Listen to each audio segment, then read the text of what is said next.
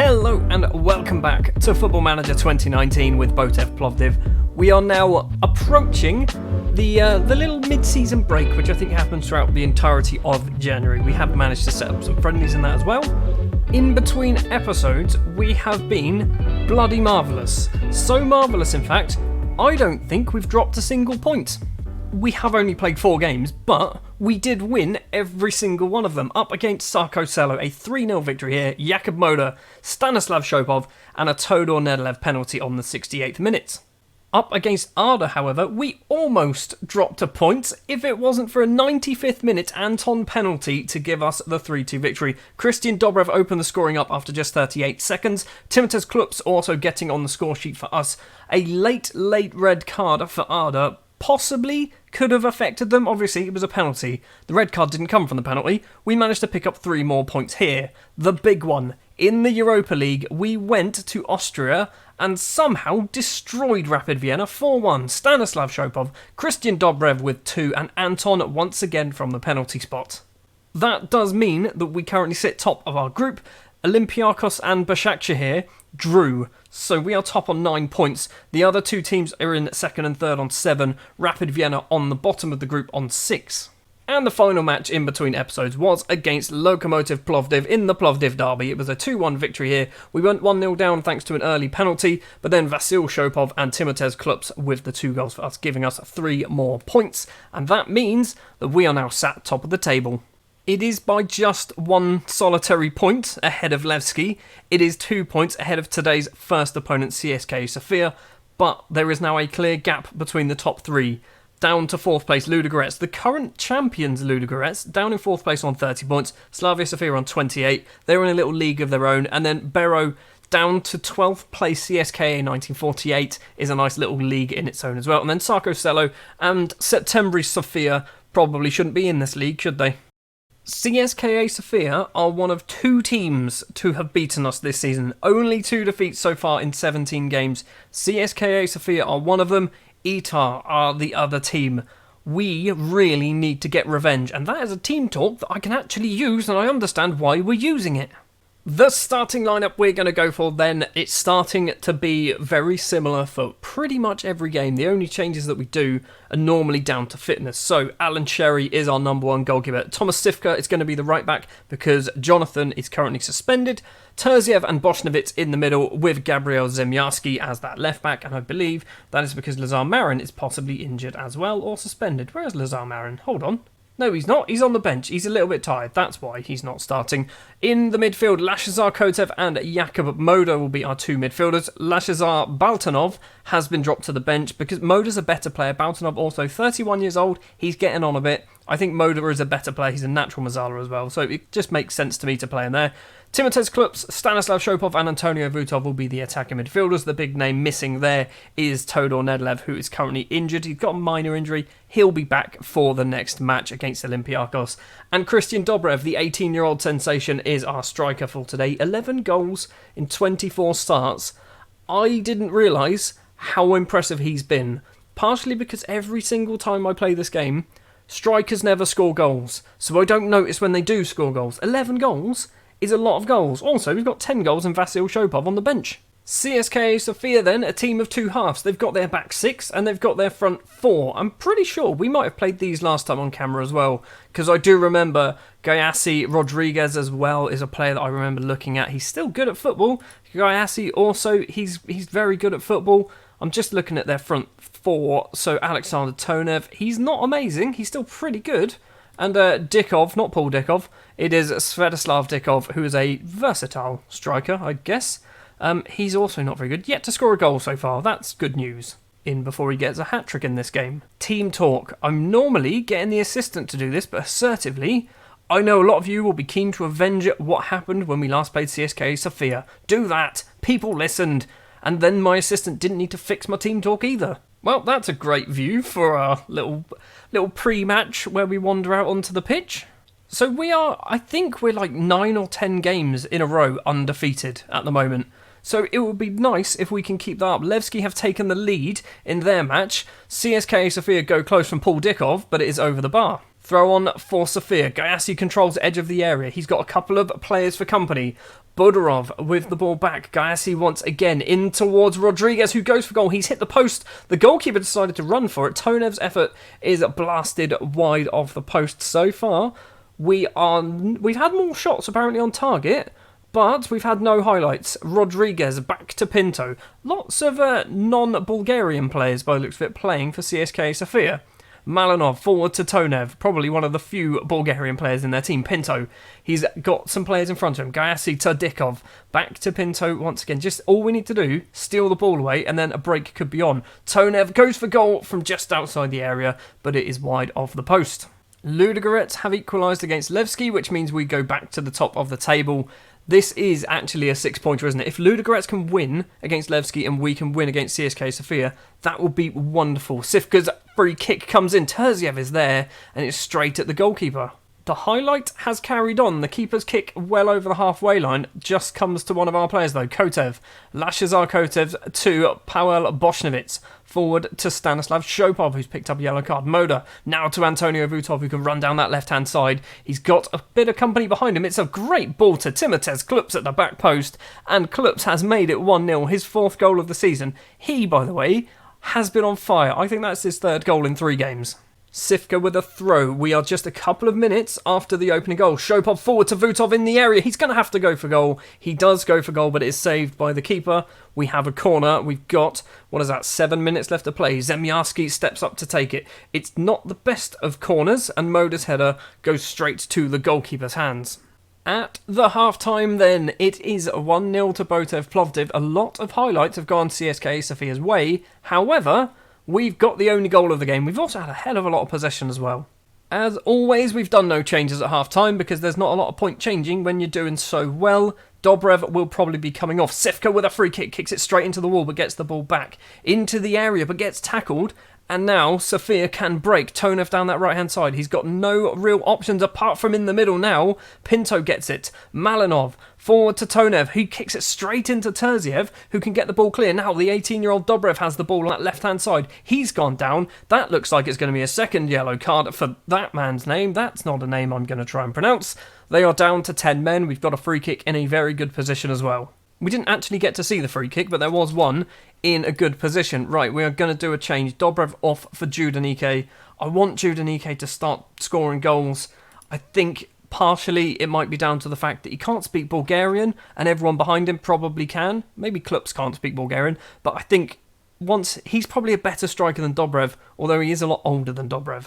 Levski are in front against Ludogorets because they are back to 1 point behind us. Sifka heads the ball clear. Zemyarski can get the ball clear further. It is just over the halfway line, but the ball is going to come back towards us. Gayassi forward. Paul Dikov in the area. Goes for a volley. Alan Sherry claims the ball, but he was offside anyway. Now we are going to see the free kick. Boshnovitz gets Sherry's free kick all the way back to the Albanian goalkeeper. The recently called up to the Albanian national side goalkeeper. Boshnovitz forward to Jakub Moda. Now Kotev. We love to pass it around in the middle and then do like this little weird break where we suddenly go, right, now we're going to go forward. Sifka with the ball on that right-hand side. He gets tackled. Now Henrique can run forward for Sofia. Dikov with the ball on the halfway line. He has to hold up play. Plays it through to Henrique. Thomas Sifka's getting himself sent off. Both teams now down to 10 men. Well, that's a bit annoying. What we're going to do, Stanislav Shopov is going to be coming off partially because he's booked.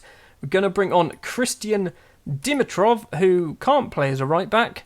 He can't play as a right back, but I'm sure he'll be fine. He'll do a reasonable job. Do we put Terziev over? I always think Terziev might be able to do a better job as a right back, purely because he can play as a defence midfielder. He can. Terziev's going to be our right back for the final 7 minutes, or however many minutes we've got left. We're going to do another change. Vutov as well for... I didn't sort my bench out, did I? Vutov for Danchev, who's going to move into the middle here. And this is just a bad thing that I'm doing, but you're going to go to an advanced playmaker on support and watch this entire match now fall apart as CSKA Sofia probably equalise from this. Hold on, Klups has nicked the ball away. He's going to break free. He's got an EK forward in front of him who controls it. He needs to go forward, keeps going into the area, kicks it at the goalkeeper, but it is a good save. We have a corner with 5 minutes left to play. It's Zemyarski, the left-back, stepping up to take it. What is he going to do? It's towards the back post. It's gone all the way through. Bošnevits is going to collect it, though. The central defender. Jakub Moder, the Lech Poznan midfielder. Dikov forward now to Henrique. He's going to run forward. Plays it across to Pinto. They're going to get into the area. They're going to equalise, aren't they? Crosses in. Bikel is there. And Janio Bikel has made it 1-1. And the counter-attack from the counter-attack has meant that we are possibly going to be dropping some more points. And we're going to drop down to second place in the table if it stays this way. If we lose a player, if a player gets sent off, we fall apart. Hold on, Zemjarski's corner comes in. Bošnevits hits the ball on the underside of the bar, and it did not cross the line. We've got 35 seconds to play. Kotev now with Terziev, the central defender, come right back. He's going to run forward, plays it to Klups, into Danchev. Now Jakub Moder to Klups once again. He needs a little bit of an option. Gets tackled, but Terziev collects it. We've got seconds to play. Crosses in. It's towards the back post. It's been cleared. Anike could have got on the end of it. And now CSKA Sofia can just run down the clock and pick up a very good point for them away from home. We deserved more. Thomas Sivka getting himself sent off is a real pain. Because, like I said, every time we get a player sent off, we just crumble. We just fall apart. Ivan Kochev says it was disappointing. I just clicked the hand over to the assistant. Everybody listened. Everybody listened. That result, however, does mean we do drop down to second place in the table. 1 point behind Levski, 2 points ahead of our opponent, CSKA Sofia. And it's been an interesting week there by the looks of it. 5 red cards across the 9 matches that have taken place. That's a lot of red. It's not even 9 matches, is it? It's 7 matches. 5 red cards and 7 matches. Oh, we've also got a little bit of transfer news from Abel Aguilar. I've transfer listed him, by the way. People want to buy him. Sure, I'm just going to accept them. I just want you off your wage bill because you're never going to play for us.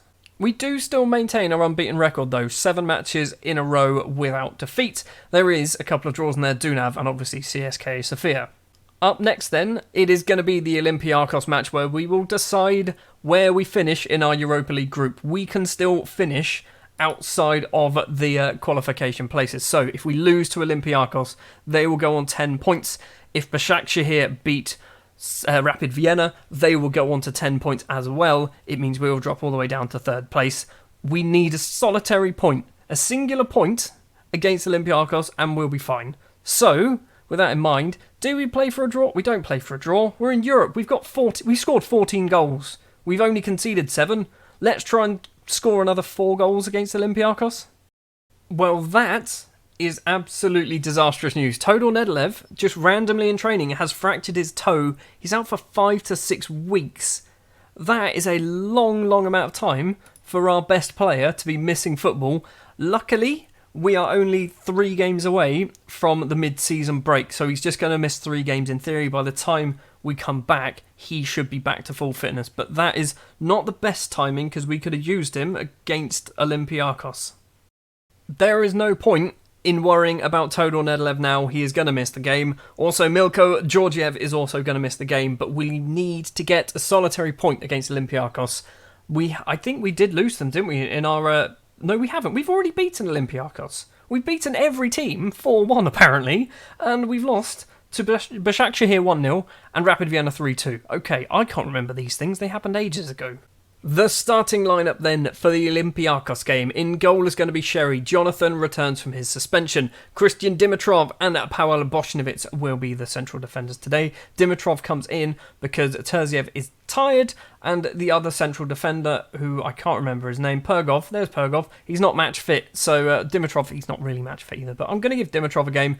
Gabriel Zemjarski is also going to be that left back, because since he's come in, he's actually done really well, 7.38 average rating. Kotev and Moder will be the central midfielders. Klups, Vasil Shopov and Antonio Vutov will be the attacking midfielders, and Christian Dobrev will be the striker. Stanislav Shopov is in need of a rest. He is on the bench because if we need an impact, I think Stanislav is the man for that job. Olympiakos not messing around with their formation. A 4-2-4 by the looks of it. It is going to be a tough match. A very tough match. We're going to have to keep one eye on the match that is going on possibly in Austria or Turkey, because if we lose this match, we just need to hope that Rapid Vienna win their match, basically. That's kind of what we want to happen. If we lose. We don't want to lose. Shopov with a corner for us early on. Dimitrov's head rattles the underside of the bar, and they manage to clear their lines. Throw on for Jonathan, finds Vasil Shopov now to Timotez Klups, across Jakub Moda with a bit of space, finds Vutov, who's hit the post as well, and our striker Christian Dobrev was not paying attention. Big news though, Rapid Vienna are beating Başakşehir, so if it stays this way, we are definitely going through. Jonathan to Vasil Shopov, back to the Brazilian Jonathan. He crosses it in with his left foot for some reason, but Olympiakos can now break. Diaz plays the ball forward to Guerrero, who's got loads of space, crosses in, unmarked in the middle. Franco Soldano makes it 1-0 to Olympiakos, and that has changed everything. We drop down to second place. Our goal difference is going to save us. I think our goal difference is going to save us. Even if we lose, I think our goal difference might save us here, actually. Rapid Vienna are now 2-0 up against Başakşehir. It doesn't matter what happens here now, does it? It really doesn't matter. Half-time, it's been pretty uneventful, and we've not been very good. Koshev says we should appreciate their efforts. I say, no, let's get angry and shout at them.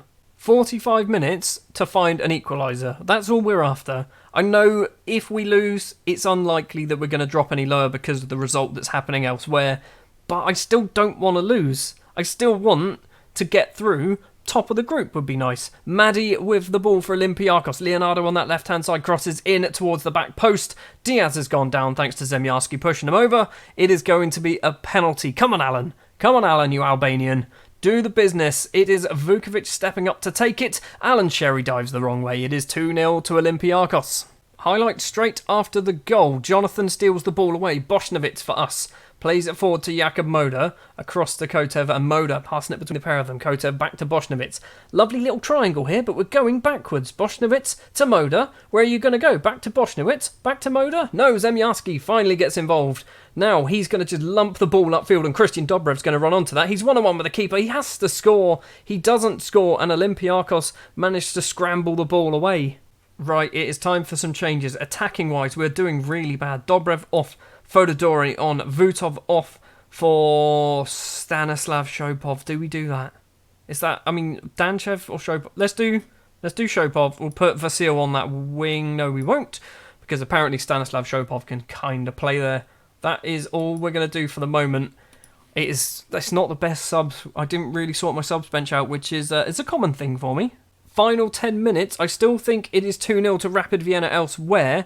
So it is, if it stays this way, we are still going to be going through. Kotev is booked and looking exhausted. We've got 1:15. Kotev with the ball. Finds Jonathan number 2. He's going to just kick it straight into an Olympiakos player who can now break. What a tackle that was, but they still managed to keep hold of the ball. Diaz plays the ball now across to Lazaros. He's got some space into Andros something or other. It's a corner. There is 45 seconds left to play. I think, realistically, Olympiakos wouldn't really be trying from this point. We wouldn't be trying from this point. Shot comes in. The full-time whistle was about to go. No, it isn't. Shopov has stolen the ball away. He's going to have to hold up play, though. Plays it back to Jonathan. Jonathan now crosses in early. Fododore's going to go for it, but no, he doesn't. The keeper makes an emphatic diving save. The full-time whistle goes. It's a 2-0 defeat. But I think results elsewhere mean we have gone through to the Europa League knockout rounds, and I really was not expecting that to happen. So results elsewhere then, Rapid Vienna winning 3-0 in the end, which means that we finished second place, Rapid Vienna finishing in third place. Basically, Rapid Vienna just went, screw you, you're not going to go through. If we're not going through, you're not going through. We've picked up £448,000 as well for finishing second place. That is good. Stanislav Shopov need to rest. I know. We've also picked up £152,000 for stuff. Things happened. We got money. We've got £5.5 million in the bank. Since I've taken over, I'd like to point out we've gone, I think I took over there, from £684,000 to £5.27 million. I need a pay rise. A bloody massive one, or at least a bonus. The Europa League knockout round draw will take place on the 16th of February. We will not see that February, what am I talking? December. We're not going to see that in this episode because I think we've got a match in between them. Yes, we do. We have CSKA Sofia. What we are going to do next episode is going to be Ludogorets and mystery opponent, possibly. Depends what happens in the January transfer window. It might just be January transfer window information and Ludogorets. And then we have CSKA Sofia and mystery opponent knockout round 2. I don't know. I don't know why I'm telling you. Thank you very much for watching. If you did enjoy, if you wouldn't mind leaving a like, if you want to see more, hit the subscribe button, and I'll be back next time for some more Botev Plovdiv.